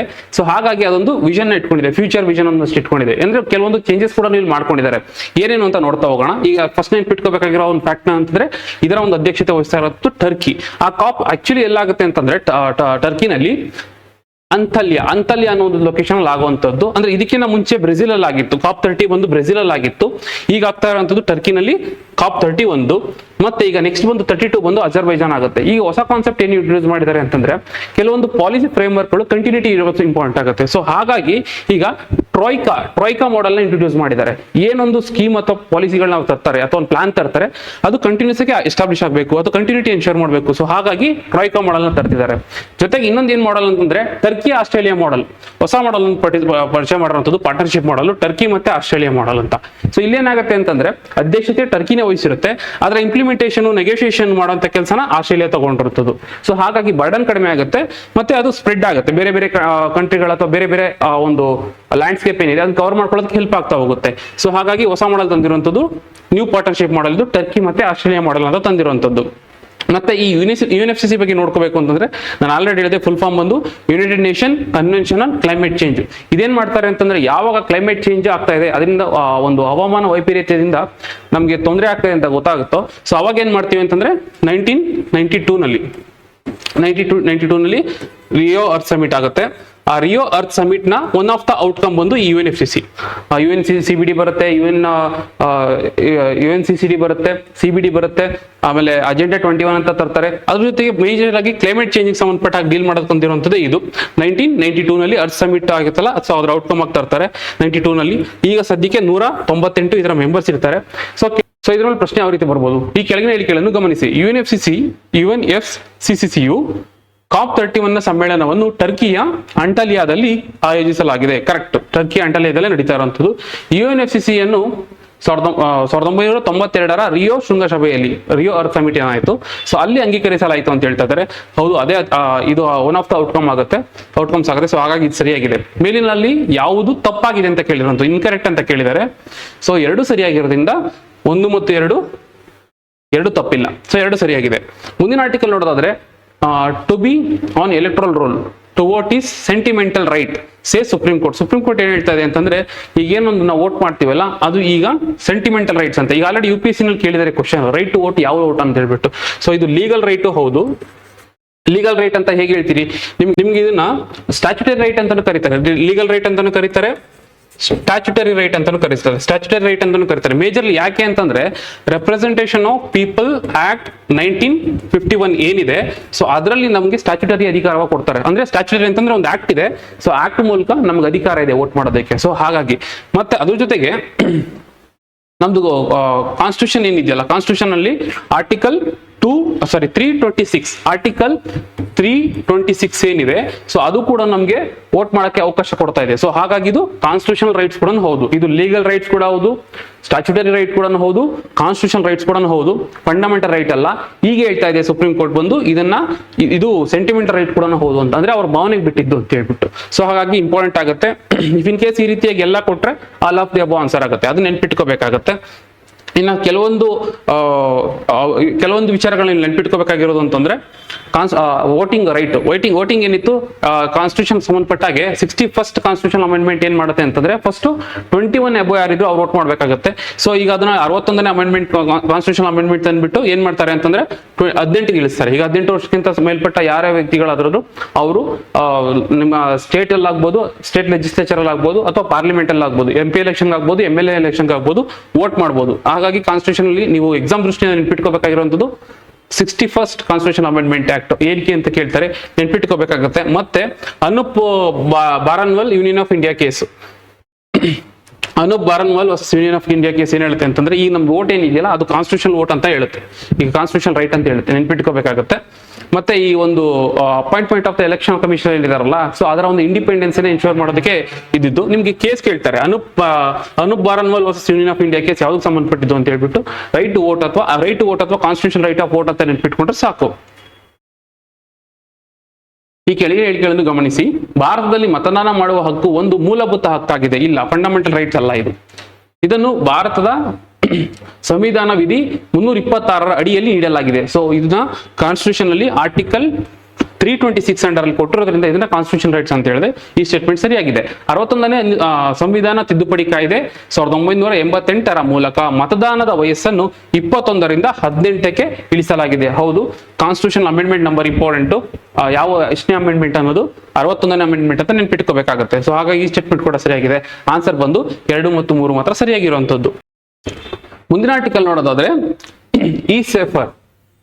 e-Safar a cyber security awareness training program to enable 1 million cyber seckies across rural India. So ನಿಮ್ಗೆ ಯಾವ ರೀತಿ ಪ್ರಶ್ನೆ ಬರುತ್ತೆ ಅಂತಂದ್ರೆ e-Safar ಅಂತ ಕೊಟ್ಬಿಟ್ಟು ಇದ್ರ ಆಬ್ಜೆಕ್ಟಿವ್ ಕೇಳ್ಬೋದು, ಅಥವಾ ಸ್ಟೇಟ್ಮೆಂಟ್ ವೈಸ್ ಅಲ್ಲಿ ಏನ್ ತಂದಿರೋದು, ಉದ್ದೇಶ ಏನು, ಯಾರು ತಂದಿರೋದು, ಈ ತರದ ಕೇಳ್ತಾ ಹೋಗ್ಬೋದು. e-Safar ಅಂತಂದಾಗ ನಿಮ್ಗೆ ಗೊತ್ತಾಗುತ್ತೆ. ಹರ್ ಅಂತ ಹೇಳ್ತಾ ಇದೆ. ಹರ್ ಅಂತಂದ್ರೆ ಏನು? ಹರ್ ಅಂತಂದ್ರೆ ವುಮೆನ್ ಇಂಡಿಕೇಟ್ ಮಾಡ್ತಿರುವಂತದ್ದು, ಅಂದ್ರೆ ರೂರಲ್ ವುಮೆನ್. ಮುಖ್ಯವಾಗಿ ಇಲ್ಲಿ ರೂರಲ್ ವುಮೆನ್ ಇಂಡಿಕೇಟ್ ಮಾಡ್ತಿರುವಂತದ್ದು. ಏನ್ ಮಾಡ್ಬೇಕಂತೆ? ಆಕೆನ ಸೇಫ್ ಮಾಡ್ಬೇಕಂತೆ. ಯಾವ್ದ್ರಿಂದ ಸೇಫ್ ಮಾಡುವಂತದ್ದು? ಈ ಇಂಡಿಕೇಟ್ ಏನ್ ಮಾಡ್ತಾ ಇದೆ ಅಂತಂದ್ರೆ ಡಿಜಿಟಲ್ ಅಥವಾ ಒಂದು ಸೈಬರ್ ಫ್ರಾಡ್ ಅಂತ ಏನ್ ಹೇಳ್ತೀವಲ್ಲ, ಸೈಬರ್ ಸೆಕ್ಯೂರಿಟಿ ಅಥವಾ ಸೈಬರ್ ಫ್ರಾಡ್ ಅಂತ ಏನ್ ಹೇಳ್ತೀವಲ್ಲ, ಸೊ ಅದರಿಂದ ಆಕಿನ ಸೇಫ್ ಮಾಡಬೇಕು ಅಂತ ಹೇಳ್ಬಿಟ್ಟು ತಂದಿರುವಂತದ್ದು e-Safar. ನೆನ್ಪಿಟ್ಕೋಬೇಕಾಗುತ್ತೆ. ಇದರ ಮೇನ್ ಅಬ್ಜೆಕ್ಟಿವ್ ಏನಂತಂದ್ರೆ ರೂರಲ್ ವುಮೆನ್ ಏನಿರ್ತಾರೆ, ಸೊ ಅವ್ರನ್ನ ಈ ಸೈಬರ್ ಫ್ರಾಡ್ ಇಂದ ತಪ್ಪಿಸಬೇಕು, ಅವ್ರಿಗೊಂದು ಅವೇರ್ನೆಸ್ ನ ಮೂಡಿಸಬೇಕು. ನಮ್ಗೆ ಗೊತ್ತಿದೆ, ನಮ್ಮ ಆಲ್ರೆಡಿ ಡಿಜಿಟಲ್ ಡಿವೈಡ್ ಜಾಸ್ತಿ ಇದೆ, ಅದರಲ್ಲೂ ರೂರಲ್ ವುಮೆನ್ ಅಲ್ಲಿ ಜಾಸ್ತಿ ಇದೆ. ಸೊ ಹಾಗಾಗಿ ಅವ್ರನಲ್ಲಿ ಅವೇರ್ನೆಸ್ ಮೂಡಿಸುವಂತಹ ಒಂದು ಪ್ರೋಗ್ರಾಮ್ ಬಂದು e-Safar ಅಂತ. ಇದನ್ನ ಯಾರು ತಂದಿರುವಂತದ್ದು? Ministry of electronics and information technology. Ministry of electronics and information technology ministry ತಂದಿರುವಂತದ್ದು. ಇನ್ಫ್ಯಾಕ್ಟ್ ಇನ್ನು ಸ್ಪೆಸಿಫಿಕಲಿ ಹೇಳ್ಬೇಕು ಅಂತಂದ್ರೆ centre for development of advance computers ಅಥವಾ ಕಾಂಪಿಟೇಷನ್ ಅಂತ ಹೇಳ್ತೀವಿ. Centre for development of advance computation ಈ ಒಂದು ಬಾಡಿ ತಂದಿರುವಂತದ್ದು. ಈಗ ಆಲ್ರೆಡಿ ನಿಮ್ಮಲ್ಲಿ security education and awareness programme ಅಂತ ಒಂದಿದೆ, ಸೆಕ್ಯೂರಿಟಿ ಎಜುಕೇಶನ್ ಅವೇರ್ನೆಸ್ ಪ್ರೋಗ್ರಾಮ್ ಅಂತಿದೆ. ಸೊ ಅದರ ಅಂಡರ್ ಅಲ್ಲಿ ಈ ಒಂದು ಸೇಫರ್ ಪ್ಲಾಟ್ಫಾರ್ಮ್ ತಂದಿರುವಂತದ್ದು. ನೀವು ಅಟ್ಲೀಸ್ಟ್ CDAC ಮತ್ತೆ ministry of electronics and information technology ನೆನ್ಪಿಟ್ರೆ ಸಾಕಾಗುತ್ತೆ. ಸೊ ಅದ್ರ ಉದ್ದೇಶ ನಿಮ್ಗೆ ಕ್ಲಿಯರ್ ಆಯ್ತು. ಸೊ ಅದ್ರ ಜೊತೆಗೆ ಇವ್ರು ಏನ್ ಮಾಡ್ತಾ ಇದ್ದಾರೆ ಅಂತಂದ್ರೆ ಅಟ್ಲೀಸ್ಟ್ 1 ಮಿಲಿಯನ್ ಸೈಬರ್ ಸಕೀಸ್. ಈಗ ನಾವು ಹೇಳಿದೆ ಅವೇರ್ನೆಸ್ ಪ್ರೋಗ್ರಾಮ್ ನ ಕ್ರಿಯೇಟ್ ಮಾಡಬೇಕು ಅಂತ. ಸೊ ಯಾವ ರೀತಿ ಮಾಡ್ತಾರೆ ಅಂತಂದ್ರೆ ಒಂದು ಅವ್ರಗಳಿಗೆ ಆಡಿಯೋ ಮತ್ತೆ ವಿಜುವಲ್ ಟೀಚಿಂಗ್ ಮೂಲಕ ಅಥವಾ ಅವೇರ್ನೆಸ್ ಮುಗಿಸ್ಕೊಂಡು ಮಾಡುವಂಥದ್ದು. ಅದಕ್ಕೆ ಅಂತಾನೆ ಒಂದು ಸ್ಟುಡಿಯೋಗಳನ್ನ ಟೆಲಿಕಾಸ್ಟ್ ಮಾಡುವಂಥದ್ದು, ಅಥವಾ ಅವರಲ್ಲಿ ಒಂದು ಕಮ್ಯುನಿಟಿನಲ್ಲಿ ಸೆಲ್ಫ್ ಹೆಲ್ಪ್ ಗ್ರೂಪ್ ಇರುತ್ತೆ, ಸೊ ಅಲ್ಲಿ ಅವೇರ್ನೆಸ್ ಮೂಡಿಸುವಂಥದ್ದು, ಅಥವಾ ಅವ್ರಗಳನ್ನ ನೇರವಾಗಿ ಭೇಟಿ ಮಾಡಿ ಅವ್ರಿಗೆ ಅವೇರ್ನೆಸ್ ಮೂಡಿಸುವಂಥದ್ದು. ಈ ಕೆಲಸಗಳನ್ನ ಮಾಡೋದ್ರ ಮೂಲಕ ಅವರಲ್ಲಿ ಅವೇರ್ನೆಸ್ ನ ಮೂಡಿಸ್ತಾರೆ. ಅವೇರ್ನೆಸ್ ಮೂಡಿಸೋದಕ್ಕೆ ಯಾರನ್ನ ಆಯ್ಕೆ ಮಾಡ್ಕೋತಾರೆ? ಸೊ ಅದಕ್ಕೆ ಅಂತ ಏನ್ ಮಾಡ್ತಾರೆ ಅಂತಂದ್ರೆ 1 ಮಿಲಿಯನ್ ಅಷ್ಟು ಸೈಬರ್ ಸಖಿಗಳನ್ನ ಟ್ರೈನ್ ಮಾಡ್ತಾರಂತೆ ಬೈ 2029 ಅಷ್ಟು 1 ಮಿಲಿಯನ್ ಅಷ್ಟು ಸೈಬರ್ ಸಖಿಗಳನ್ನ ಟ್ರೈನ್ ಮಾಡಿ ಅವ್ರ ಮೂಲಕ ರೂರಲ್ ವುಮೆನ್ ಅಲ್ಲಿ ಒಂದು ಅವೇರ್ನೆಸ್ ಮೂಡಿಸುವಂತ ಮಾಡ್ತಿರೋಂತ ಒಂದು ಪ್ಲಾನ್ ಇದು. ಈ ಪ್ಲಾಟ್ಫಾರ್ಮ್ ನೆನ್ಪಿಟ್ಕೋಬೇಕಾಗತ್ತೆ e-Safar. ಈ ಉದ್ದೇಶ ಕ್ಲಿಯರ್ ಆಗಿ ಅರ್ಥ ಆಯ್ತು ಅಂತ ಅನ್ಕೊಂತೀನಿ. ಸೊ ಪ್ರಶ್ನೆ ಯಾವ ರೀತಿ ಬರ್ಬೋದು? ಈಗ ಪೈಲಟ್ ಬೇಸಿಸ್ ಮೇಲೆ, ಅಂದ್ರೆ ಹೇಗೆ ವರ್ಕ್ ಆಗುತ್ತೆ ಅಂತ ನೋಡೋದಕ್ಕೆ ಪೈಲಟ್ ಬೇಸಿಸ್ ಮೇಲೆ ಈಗ ಸದ್ಯಕ್ಕೆ ಮಧ್ಯಪ್ರದೇಶ ಮತ್ತೆ ಒಡಿಶಾದಲ್ಲಿ ಲಾಂಚ್ ಮಾಡಿರುವಂತದ್ದು. ಸೊ ಪ್ರಶ್ನೆ ಯಾವ ರೀತಿ ಬರುತ್ತೆ? e-Safar ಉಪಕ್ರಮವು ಗ್ರಾಮೀಣ ಮಹಿಳೆಯರಲ್ಲಿ ಸುರಕ್ಷಿತ ಡಿಜಿಟಲ್ ಭಾಗವಹಿಸುವಿಕೆಯನ್ನು ಉತ್ತೇಜಿಸುವ ಗುರಿಯನ್ನು ಹೊಂದಿದೆ. ಹೌದು, ಇದೇ ಉದ್ದೇಶ ಇರುವಂತದ್ದು. ಏನಕ್ಕೆ ಅಂತಂದ್ರೆ ಇದು ಗ್ರಾಮೀಣ ಮಹಿಳೆಯರಿಗೆ ನೇರ ಹಣಕಾಸು ಸಬ್ಸಿಡಿಗಳನ್ನು ಒದಗಿಸುವುದರ ಮೂಲಕ ಕೇಂದ್ರೀಕರಿಸುತ್ತದೆ. ಇಲ್ಲ, ಇದಕ್ಕೂ ಸಬ್ಸಿಡಿಗೂ ಸಂಬಂಧನೇ ಇಲ್ಲ. ಇದು ಉದ್ದೇಶ ಏನಂತಂದ್ರೆ ಸೈಬರ್ ಫ್ರಾಡ್ ಅಥವಾ ಏನೊಂದು ಸೈಬರ್ ಕ್ರೈಮ್ಗಳಾಗ್ತಾ ಇದೆ ಅದಕ್ಕೆ ಸಂಬಂಧಪಟ್ಟ ಹಾಗೆ ಅವೇರ್ನೆಸ್ ಮೂಡಿಸ್ಬಿಟ್ಟು ಒಂದು ಇನ್ಕ್ಲೂಸಿವಿಟಿನ ಪ್ರಮೋಟ್ ಮಾಡೋದಕ್ಕೆ ಒಂದಾದ್ರೆ, ಜೊತೆಗೆ ಆ ಸೇಫ್ ರೀತಿಯಲ್ಲಿ ಅದನ್ನ ಬಳಸೋದಕ್ಕೆ ಅವ್ರಿಗೆ ಟ್ರೈನಿಂಗ್ ಕೊಡುವಂಥದ್ದು. ಸೊ ಹಾಗಾಗಿ ಈ ಸ್ಟೇಟ್ಮೆಂಟ್ ತಪ್ಪಾಗುತ್ತೆ. ಆನ್ಸರ್ ಬಂದು ಬರೀ ಎ ಮಾತ್ರ ಸರಿಯಾಗಿದೆ, 6 ಕಾರಣನೂ ತಪ್ಪು, ಸ್ಟೇಟ್ಮೆಂಟ್ ತಪ್ಪಾಗಿದೆ. ಮುಂದಿನ ಆರ್ಟಿಕಲ್ ನೋಡೋದಾದ್ರೆ Ambedkar theme park to come up in Yelwal. Yelwal ಎಲ್ಲಿರುವಂತದ್ದು? ಮೈಸೂರು ಡಿಸ್ಟಿಕ್, ಮೈಸೂರು ತಾಲೂಕು. ಮೈಸೂರು ಡಿಸ್ಟಿಕ್, ಮೈಸೂರು ತಾಲೂಕಲ್ಲಿ ಲೊಕೇಟ್ ಆಗಿರುವಂತ ಜಾಗ ಬಂದು ಯಲ್ವಾಳು. ಈ ಯಲ್ವಾಳಲ್ಲಿ ಏನ್ ಮಾಡ್ತಾರೆ ಅಂತಂದ್ರೆ ಅಂಬೇಡ್ಕರ್ ಥೀಮ್ ಪಾರ್ಕ್ ನ ಎಸ್ಟಾಬ್ಲಿಷ್ ಮಾಡಬೇಕು ಅಂತೇಳಿ ಕರ್ನಾಟಕ ಸರ್ಕಾರ ಮುಂದಾಗಿರುವಂತದ್ದು. ಏನಂತಂದ್ರೆ ಈಗ ರೀಸೆಂಟ್ ಆಗಿ April 14th Ambedkar Jayanti ಯಾವಾಗಾಯ್ತು, so ಆ ಟೈಮಲ್ಲಿ ಇದನ್ನ ಅನೌನ್ಸ್ ಮಾಡಿರುವಂತದ್ದು. ಯಲ್ವಾಳಲ್ಲಿ ಏನ್ ಮಾಡ್ಬೇಕು ಅಂತ ಡಿಸೈಡ್ ಮಾಡಿದ್ದಾರೆ ಅಂತಂದ್ರೆ ಸುಮಾರು ಒಂದು 10 ಎಕರೆ ಜಾಗದಲ್ಲಿ ಅಂಬೇಡ್ಕರ್ ಸಂಬಂಧಪಟ್ಟಂತಹ ಒಂದು ಮ್ಯೂಸಿಯಂ ರೀತಿ ಮಾಡುವಂಥದ್ದು, ಥೀಮ್ ಪಾರ್ಕ್ ಮಾಡ್ಬಿಟ್ಟು ಮ್ಯೂಸಿಯಂ ರೀತಿ ಮಾಡುವಂಥದ್ದು. ಅಲ್ಲಿ ಅಂಬೇಡ್ಕರ್ ಸಂಬಂಧಪಟ್ಟಂತಹ ಅವ್ರದ್ದು ಲೈಫ್ ಸ್ಟೈಲ್ ಹೇಗಿತ್ತು, ಸ್ಟಡಿ ಹೇಗಿತ್ತು, ಅವ್ರ ಅಚೀವ್ಮೆಂಟ್ಸ್ ಏನು, ಅವ್ರ ಕಾಂಟ್ರಿಬ್ಯೂಷನ್ ಏನು, ಇದನ್ನೆಲ್ಲಾನು ತೋರಿಸೋದಕ್ಕೆ ಒಂದು ಥೀಮ್ ಪಾರ್ಕ್ ಎಸ್ಟಾಬ್ಲಿಷ್ ಮಾಡ್ತಾರೆ. ಅದ್ರ ಜೊತೆಗೆ ಕರ್ನಾಟಕದಿಂದನೂ ಅಂಬೇಡ್ಕರ್ ಅವರಿಗೆ ಕೆಲವೊಂದು ಸಹಾಯ ಸಿಕ್ಕಿದೆ. ಫಾರ್ ಎಕ್ಸಾಂಪಲ್ ನಾಲ್ವಡಿ ಕೃಷ್ಣರಾಜ ಒಡೆಯರ್ ಇರ್ಬೋದು, ನೋಡ್ಬೋದಾಗುತ್ತೆ. ನಾಲ್ವಡಿ ಕೃಷ್ಣರಾಜ ಒಡೆಯರ್ ಆಗ್ಬೋದು ಅಥವಾ ಸಾಹು ಮಹಾರಾಜರಾಗ್ಬೋದು. ಸೊ ಅವ್ರಿಗೆ ಅವರ ಅಚೀವ್ಮೆಂಟ್ಗೆ ಒಂದು ಸ್ವಲ್ಪ ಸಹಾಯ ಮಾಡಿದ್ದಾರೆ. ಸೊ ಹಾಗಾಗಿ ಅವರ ಒಂದು ಕಾಂಟ್ರಿಬ್ಯೂಷನ್ ತೋರಿಸುವಂತದ್ದಾಗ್ಬೋದು. ಆ ಥೀಮ್ ಪಾರ್ಕ್ ಪೂರ್ತಿ ಕಾನ್ಸ್ಟಿಟ್ಯೂಷನಲ್ ಸ್ಪಿರಿಟ್ ಏನಿದೆ ಅಥವಾ ಕಾನ್ಸ್ಟಿಟ್ಯೂಷನಲ್ ವ್ಯಾಲ್ಯೂಸ್ ಏನಿದೆ ಅದನ್ನ ಎನ್ಶೈನ್ ಮಾಡಬೇಕು ಅನ್ನೋ ಐಡಿಯಾ ಇಟ್ಕೊಂಡಿದ್ದಾರೆ. ಮತ್ತೆ ಸೋಷಿಯಲ್ ಜಸ್ಟಿಸ್ ಮತ್ತೆ ಈಕ್ವಾಲಿಟಿನ ಪ್ರಮೋಟ್ ಮಾಡಬೇಕು ಅನ್ನುವಂಥದ್ದು. ಸೊ ಇದನ್ನೆಲ್ಲ ಪ್ಲಾನ್ ಮಾಡ್ಕೊಂಡಿದ್ದಾರೆ. ಸೊ ಮೈಸೂರಿನ ಯಲ್ವಾಳಲ್ಲಿ ಸುಮಾರು 10 ಎಕರೆ ಜಾಗದಲ್ಲಿ. ಸೊ ಇದು ಇಂಪ್ಲಿಮೆಂಟೇಷನ್ ಬಂದಾಗ ನಮ್ಗೆ ಗೊತ್ತಾಗುವಂತ ಡೀಟೇಲ್ ಆಗಿ ಏನಿದೆ ಅಂತ. ಸದ್ಯಕ್ಕೆ ಬೇಸಿಕ್ ಆಗಿ ಇಷ್ಟು ಇಟ್ಕೊಂಡಿರುವಂಥದ್ದು. ನಾವು ಅಕ್ಯುರೇಟ್ ಆಗಿ ಏನ್ ಹೇಳ್ಬೋದು ಅಂತಂದ್ರೆ ಲೊಕೇಶನ್ ಯಲ್ವಾಳಲ್ಲಿ ಇದನ್ನ ತರ್ತಾ ಇದ್ದಾರೆ ಅಂತ ನೆನ್ಪಿಟ್ಕೋಬೇಕಾಗತ್ತೆ. ಪ್ರಶ್ನೆ ಯಾವ ರೀತಿ ಬರ್ಬೋದು? ಅಂಬೇಡ್ಕರ್ ಥೀಮ್ ಪಾರ್ಕ್ ಅನ್ನು ಈ ಕೆಳಗಿನ ಯಾವ ಸ್ಥಳದಲ್ಲಿ ನಿರ್ಮಿಸಲು ಯೋಜಿಸಲಾಗಿದೆ? ಯಲ್ವಾಳ, ನೆನ್ಪಿಟ್ಕೋಬೇಕು, ಮೈಸೂರಿನ ಯಲ್ವಾಳ. ಮುಂದಿನ ಆರ್ಟಿಕಲ್ ನೋಡೋದ್ರೆ heat wave condition to intensify in Karnataka says IMD, Indian meteorological department ಏನಿದೆಯಲ್ಲ, ಸೊ ಇವರು ಹೇಳ್ತಾ ಇರುವಂತದ್ದು ಕರ್ನಾಟಕದಲ್ಲಿ ಹೀಟ್ ವೇವ್ ಕಂಡೀಷನ್ ಇಂಟೆನ್ಸಿಫೈ ಆಗ್ತಾ ಇದೆಯಂತೆ, ಜಾಸ್ತಿ ಆಗ್ತಾ ಇದೆಯಂತೆ. ಸೊ ಅವ್ರು ಹೇಳ್ತಾ ಇರುವಂತದ್ದು. ಸೊ ಈ ಹಿನ್ನೆಲೆಯಲ್ಲಿ ನಾವು ಹೀಟ್ ವೇವ್ಸ್ ಅಂದ್ರೆ ತಿಳ್ಕೊಬೇಕಾಗತ್ತೆ. ಏನು ನಮ್ಮಲ್ಲಿ ಟೆಂಪರೇಚರ್ ಆಗ್ತಾ ಇದೆ ಅದು ಹೀಟ್ ವೇವ್ಸ್ ಅಂತ ಹೇಳ್ತಾರೆ. ಹೀಟ್ ವೇವ್ಸ್ ಅಂತ ಯಾವಾಗ ಹೇಳ್ತೀವಿ? ಈಗ ನಾರ್ಮಲ್ ಆಗಿ ಬಿಸಿಲಿದ್ದೇ ಇರುತ್ತೆ, ಬೆಳಕಿದ್ದೇ ಇರುತ್ತೆ. ಬಟ್ ಹೀಟ್ ವೇವ್ಸ್ ಅಂತ ಯಾವಾಗ ಹೇಳ್ತೀವಿ? ಪ್ಲೇನ್ಸ್, ಈಗ ಫಾರ್ ಎಕ್ಸಾಂಪಲ್ ಒಂದೊಂದು ಕಡೆ ಒಂದೊಂದು ಟೆಂಪರೇಚರ್ ಇರುತ್ತೆ. ಈಗ ನೀವು ಯಾವ್ದಾದ್ರು ನಂದಿ ಬೆಟ್ಟ ಅಥವಾ ಹಿಲ್ಸ್ ರೀಜನ್, ಹಿಲ್ಲಿ ರೀಜನ್ ಹೋದಿ ಅಂತಂದ್ರೆ ಅಲ್ಲಿ ಟೆಂಪರೇಚರ್ ಒಂದ್ ರೀತಿ ಇರುತ್ತೆ, ವೆದರ್ ಕಂಡೀಷನ್. ಪ್ಲೇನ್ ಹೋದ್ರೆ ಅಲ್ಲೊಂದ್ ತರ ಇರುತ್ತೆ, ಕೋಸ್ಟಲ್ ಹೋದ್ರೆ ಅಲ್ಲೊಂದ್ ತರ ಇರುತ್ತೆ. ಸೊ ಅಲ್ಲಿ ವೇರಿಯೇಷನ್ ಆಗಬೇಕು, ಅಲ್ಲಿ ಟೆಂಪರೇಚರ್ ಆಗಬೇಕು. ಸೊ ಆ ಟೆಂಪರೇಚರ್ ಏನ್ ವೇರಿಯೇಷನ್ ಆಗುತ್ತೆ ಅದ್ರ ಮೇಲೆ ಇವರು IMD ಅವರು ಕ್ರೈಟೀರಿಯಾನ ಕೊಡ್ತಾ ಹೋಗ್ತಾರೆ. ಫಾರ್ ಎಕ್ಸಾಂಪಲ್ ಪ್ಲೇನ್ ಅಂತ ಬಂದಾಗ ಯೂಶಲಿ ಟೆಂಪರೇಚರ್ ಜಾಸ್ತಿನೇ ಇರುತ್ತೆ. ಸೊ 40 ಡಿಗ್ರಿಗಿಂತ ಜಾಸ್ತಿ ಆಯ್ತು ಅಂತಂದ್ರೆ, ಕನ್ಸಿಸ್ಟೆಂಟ್ ಆಗಿ ಏನ್ 40 ಡಿಗ್ರಿ ಇದೆ, ಸೊ ಅದಕ್ಕಿಂತ ಜಾಸ್ತಿ ಆಯ್ತು ಅಂತಂದ್ರೆ, ಒಂದು 5 ದಿನ ಅದೇ ಕನ್ಸಿಸ್ಟೆಂಟ್ ಆಗಿತ್ತು ಅಂತಂದ್ರೆ, ಸೊ ಅವಾಗ ಏನ್ ಮಾಡ್ತಾರೆ, ಅದನ್ನ ಹೀಟ್ ವೇವ್ ಅಂತ ಡಿಕ್ಲೇರ್ ಮಾಡ್ತಾರೆ. ಹೀಟ್ ವೇವ್ ಅಂತ ಡಿಕ್ಲೇರ್ ಮಾಡ್ತಾರೆ. ಡಿಕ್ಲೇರ್ ಮಾಡಿದ್ಮೇಲೆ ಏನಾಗುತ್ತೆ ಅಂತಂದ್ರೆ ಅದಕ್ಕೆ ಸಂಬಂಧಪಟ್ಟಂತ ಕೆಲವೊಂದು ಕಾಷನ್ಸ್ ತಗೋಬೇಕಾಗುತ್ತೆ. ಫಾರ್ ಎಕ್ಸಾಂಪಲ್ ಹೈಡ್ರೇಟ್ ಆಗಿರುವಂಥದ್ದು, ಕೆಲವೊಂದು ಫಾರ್ ಎಕ್ಸಾಂಪಲ್ 12 ರಿಂದ 3 ಗಂಟೆ ಆಚೆ ಎಕ್ಸ್ಪೋಜರ್ ಆಗುವಂಥದ್ದನ್ನ ತಡೆಯುವಂಥದ್ದಾಗ್ಬೋದು. ಲೈಕ್ ಈಗ ಇವ್ರು ಏನೋ ಒಂದು ಕನ್ಸ್ಟ್ರಕ್ಷನ್ ವರ್ಕರ್ಸ್ ಎಲ್ಲ ಇರ್ತಾರಲ್ಲ, ಸೊ ಅವ್ರುಗಳನ್ನ ಅಥವಾ ಮಕ್ಳುಗಳನ್ನ ಸೆನ್ಸಿಟಿವ್ ಇರುವಂತವ್ರನ್ನ ಜಾಸ್ತಿ ಬಿಸಿಲು ಬಿಡದೇ ಇರುವಂಥದ್ದು. ಯಾಕಂತಂದ್ರೆ ಹೆಲ್ತ್ ರಿಸ್ಕ್ ಜಾಸ್ತಿ ಆಗ್ತಾ ಹೋಗುತ್ತೆ. ಹೀಟ್ ಸ್ಟ್ರೋಕ್ ಆಗುವಂಥದ್ದಾಗ್ಬೋದು ಅಥವಾ ಅವರೇ ಏನಾದ್ರು ಏನೋ ಸುಸ್ತಾಗಿ ಬೀಳುವಂಥದ್ದಾಗ್ಬೋದು. ಈ ತರದ್ದೆಲ್ಲ ಸಾಕಷ್ಟು ಆಗ್ತಾ ಹೋಗುತ್ತೆ. ಸೊ ಹಾಗಾಗಿ ಈ ಒಂದು ಇದು ಕಾಷನ್ಸ್ ಕೊಡ್ತಾ ಹೋಗ್ತಾರೆ. ಇಫ್ ಇನ್ ಕೇಸ್ ಏನಾದ್ರು ಪ್ಲೇನ್ ಏರಿಯಾಗಳಲ್ಲಿ 40 ಡಿಗ್ರಿ ಸೆಲ್ಸಿಯಸ್ಗಿಂತ ಜಾಸ್ತಿ ಆಯ್ತು ಅಂತಂದ್ರೆ ಅದನ್ನ ಹೀಟ್ ವೇವ್ ಅಂತ ಡಿಕ್ಲೇರ್ ಮಾಡ್ತಾರೆ. ಅದೇ ರೀತಿಯಲ್ಲಿ ಕೋಸ್ಟಲ್ ಅಲ್ಲೂ ಅಷ್ಟೇ ಸ್ವಲ್ಪ ಕಡಿಮೆ ಇರುತ್ತೆ. ಯಾಕಂತಂದ್ರೆ ಕೋಸ್ಟಲ್ ಅಲ್ಲಿ ಸಿ ಬ್ರೀಸ್, ಲ್ಯಾಂಡ್ ಬ್ರೀಸ್ ಅಂತೆಲ್ಲ ಓಡಿರುತ್ತೆ. ಸೊ ಅಂದ್ರೆ ಬ್ಯಾಲೆನ್ಸ್ ಆಗಿರುತ್ತೆ. ಅಷ್ಟೊಂದು ಟೆಂಪರೇಚರ್ ನಾವು ಪ್ಲೇನ್ ಅಲ್ಲಿ ನೋಡೋದಷ್ಟು ಇರೋದೇ ಇಲ್ಲ. ಸೊ ಹಾಗಾಗಿ ಇಫ್ ಇನ್ ಕೇಸ್ ಏನಾದ್ರು 37 ಡಿಗ್ರಿ ಸೆಲ್ಸಿಯಸ್ಗಿಂತ ಜಾಸ್ತಿ ಆಗ್ತಾ ಇದೆ, 5 ದಿನ ಕನ್ಸಿಸ್ಟೆಂಟ್ ಆಗಿದೆ ಅಂತಂದ್ರೆ, ಸೊ ಅದನ್ನ ಅಲ್ಲಿ ಹೀಟ್ ವೇವ್ ಅಂತ ಡಿಕ್ಲೇರ್ ಮಾಡ್ತಾರೆ. ಅದೇ ರೀತಿಯಲ್ಲಿ ಹಿಲ್ಲಿ ರೀಜನ್ಸ್, ನಾನು ಹೇಳಿದೆ ಹಿಲ್ಲಿ ರೀಜನ್ಗೆ ನಾವು ಹೋಗ್ತಿದ್ವಿ ಅಂತಂದ್ರೆ ಅಲ್ಲಿ ಟೆಂಪರೇಚರ್ ಇನ್ನೂ ಕಡಿಮೆ ಇರುತ್ತೆ. ಸೊ ಹಾಗಾಗಿ ಇಫ್ ಇನ್ ಕೇಸ್ ಏನಾದ್ರು 30 ಡಿಗ್ರಿಗಿಂತ ಜಾಸ್ತಿ ಆಯ್ತು ಅಂದ್ರೆ, ಹಿಲ್ಲಿ ರೀಜನ್ ಗಳಲ್ಲಿ 30 ಡಿಗ್ರಿಗಿಂತ ಜಾಸ್ತಿ ಆಯ್ತು, 5 ದಿನ ಹಂಗೆ ಇತ್ತು ಅಂತಂದ್ರೆ, ಸೊ ಅದನ್ನ ಇವರು ಹೀಟ್ ವೇವ್ಸ್ ಅಂತ ಡಿಕ್ಲೇರ್ ಮಾಡ್ತಾರೆ. ಮತ್ತೆ ಇನ್ನೊಂದು ಇಷ್ಟೆಲ್ಲ ಇರುತ್ತೆ, ವೇರಿಯೇಷನ್ ಆಗ್ತಾ ಇದೆ, 40 ಡಿಗ್ರಿಗಿಂತ ಜಾಸ್ತಿ ಆಗ್ತಾ ಇದೆ ಅಂತ ಅನ್ಕೊಳ್ಳೋಣ. ಇಫ್ ಇನ್ ಕೇಸ್ ಏನಾದ್ರು ಅದು 4.5 ಡಿಗ್ರಿ ಅಥವಾ 4.5 ಡಿಗ್ರಿಗಿಂತ 6.5 ಡಿಗ್ರಿ, 4.5 ಡಿಗ್ರಿ ಅಥವಾ 6.5 ಡಿಗ್ರಿ ಮಿಡಲ್ ಇತ್ತು ಅಂತಂದ್ರೆ, ಫಾರ್ ಎಕ್ಸಾಂಪಲ್ 40 ಇತ್ತು ಅಂತ ತಿಳ್ಕೊಳ್ಳಿ, 45.5 ಡಿಗ್ರಿ ಅಥವಾ 46.5 ಡಿಗ್ರಿ ಆ ತರ ಇತ್ತು ಅಂತಂದಾಗ, ಸೊ ಇದನ್ನ ಏನ್ ಮಾಡ್ತಾರೆ ಅಂತಂದ್ರೆ ಹೀಟ್ ವೇವ್ಸ್ ಅಂತ ಡಿಕ್ಲೇರ್ ಮಾಡ್ತಾರೆ. ಇಫ್ ಇನ್ ಕೇಸ್ ಏನಾದ್ರು ಆ 6.5 ಡಿಗ್ರಿಗಿಂತ ಜಾಸ್ತಿ ಆಯ್ತು ಅಡಿಷನಲಿ ಅಂತಂದಾಗ ಅದನ್ನ ಸಿವಿಯರ್ ಅಂತ ಡಿಕ್ಲೇರ್ ಮಾಡ್ಬಿಡ್ತಾರೆ. ಮತ್ತೆ ಇರ್ರೆಸ್ಪೆಕ್ಟಿವ್ ಆಫ್ ದ ಪ್ಲೇಸ್, ಯಾವುದೇ ಒಂದು ಪ್ಲೇಸ್ ಅಲ್ಲಿ ಇಫ್ ಇನ್ ಕೇಸ್ ಏನಾದ್ರು 45 ಡಿಗ್ರಿ ರೆಕಾರ್ಡ್ ಆಗ್ತಿದೆ ಅಂತಂದ್ರೆ ಅದನ್ನ ಹೀಟ್ ವೇವ್ ಅಂತ ಡಿಕ್ಲೇರ್ ಮಾಡೇ ಬಿಡ್ತಾರೆ. ಅದು ಯಾವ area, hilly area, plain area, coastal area ಏನು ನೋಡಲ್ಲ. 45 ಡಿಗ್ರಿ ರೆಕಾರ್ಡ್ ಆಯ್ತಾ, ಸೊ ಅದೇನಂತ ಡಿಕ್ಲೇರ್ ಮಾಡ್ತಾರೆ ಹೀಟ್ ವೇವ್ಸ್ ಅಂತ. ಇಫ್ ಇನ್ ಕೇಸ್ ಏನಾದ್ರು 47 ರೀಚ್ ಆಗೋಯ್ತು ಅಂತಂದ್ರೆ ಸಿವಿಯರ್ ಅಂತ ಡಿಕ್ಲೇರ್ ಮಾಡ್ತಾರೆ. ಈ ಕ್ರೈಟೀರಿಯಾಗಳು ಇಂಪಾರ್ಟೆಂಟ್. ಇದನ್ನ ಕೊಟ್ಟಿರುವಂತದ್ದು ಯಾರು? IMD ಅಥವಾ ಇಂಡಿಯನ್ ಮೆಟಲಾಜಿಕಲ್ ಡಿಪಾರ್ಟ್ಮೆಂಟ್ ಅಂತ ಕರಿತೀವಿ. ಮಿನಿಸ್ಟ್ರಿ ಆಫ್ ಅರ್ತ್ ಸೈನ್ಸ್ ಕಡೆ ಬರುವಂತಹ ಒಂದು ಡಿಪಾರ್ಟ್ಮೆಂಟ್. ಸೊ ಅವ್ರು ಕೊಟ್ಟಿರುವಂತದ್ದು ವೆರಿ ಇಂಪಾರ್ಟೆಂಟ್ ಆಗುತ್ತೆ. ಈಗ ಕರ್ನಾಟಕದಲ್ಲಿ ಸಾಕಷ್ಟು, ಫಾರ್ ಎಕ್ಸಾಂಪಲ್ ಕಲಬುರ್ಗಿನಲ್ಲೇ 44-46 ವರ್ಗೂ ರೀಚ್ ಆಗ್ತಾ ಇದೆ.